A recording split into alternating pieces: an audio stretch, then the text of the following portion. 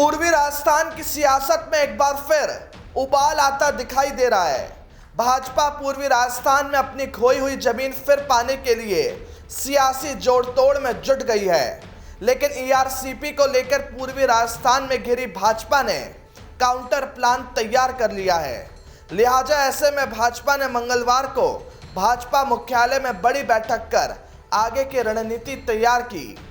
जल शक्ति मंत्री गजेंद्र सिंह शेखावत ने कांग्रेस पार्टी और गहलोत सरकार पर दुष्प्रचार का आरोप लगाया। शेखावत ने कहा कि कांग्रेस के दुष्प्रचार का जवाब देना होगा। राजस्थान की जनता के प्रति गहलोत सरकार ने पाप किया है। आप भी सुनिए कि आखिर ईआरसीपी के मुद्दे पर केंद्रीय जल शक्ति मंत्री ने और क्या कुछ कहा। ये जो योजना जल जीवन मिशन चलाया जा रहा है, उस दृष्टिकोण से भी ये ईस्टर्न राजस्थान कैनाल प्रोजेक्ट अत्यंत महत्वपूर्ण है। राजस्थान के लिए इस महत्वपूर्ण विषय को लेकर के जिस तरह से वर्तमान गहलोत सरकार राजनीति करके इस ईआरसीपी को राजनीतिक हथियार के रूप में काम लेना चाहती है और इसको लेकर के इन पूरे जिले में नहीं,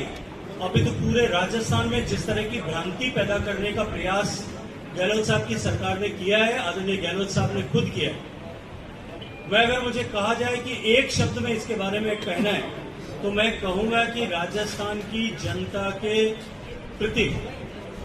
या इन 13 जिलों की जनता के हितों के प्रति यदि किसी ने पाप किया है तो वो गहलोत साहब ने किया। और मैंने अभी कुछ दिन पहले मीडिया के स्टेटमेंट में भी कहा था कि वो चाहे कहीं भी जाकर के गंगा नदी में स्नान करके आ जाए या कहीं और जगह जाकर के स्नान करके आ जाए, मैं समझता हूं कि इस पाप से उनको मुक्ति नहीं मिल सकती। इस विषय को जिस तरह से लटकाने की कोशिश गहलोत साहब की सरकार ने की है और बार बार लोगों के बीच में झूठ बोल करके जिस तरह की भ्रांति पैदा करने की कोशिश की है, ये 13 जिलों के जनप्रतिनिधि, 13 जिलों के भारतीय जनता पार्टी के दायित्ववान कार्यकर्ता, नेता, उन सब की उपस्थिति में मैंने विस्तार से इस विषय को रख करके उनके सामने इस विषय का कि क्या तकनीकी रूप से परियोजना है, किस तरह से इस परियोजना को निर्माण किया गया,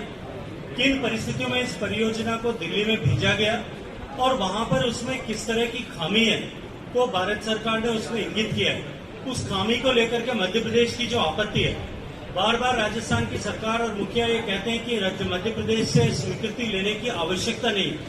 वो स्वीकृति लेने की आवश्यकता क्यों है और कैसे राजस्थान की जनता के हित में इस प्रोजेक्ट को पूरा किया जा सकता है। ईस्टर्न राजस्थान कैनाल परियोजना को राष्ट्रीय दर्जा परियोजना का दर्जा कैसे मिल सकता है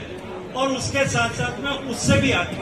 क्योंकि राष्ट्रीय परियोजना में जो फंडिंग पैटर्न है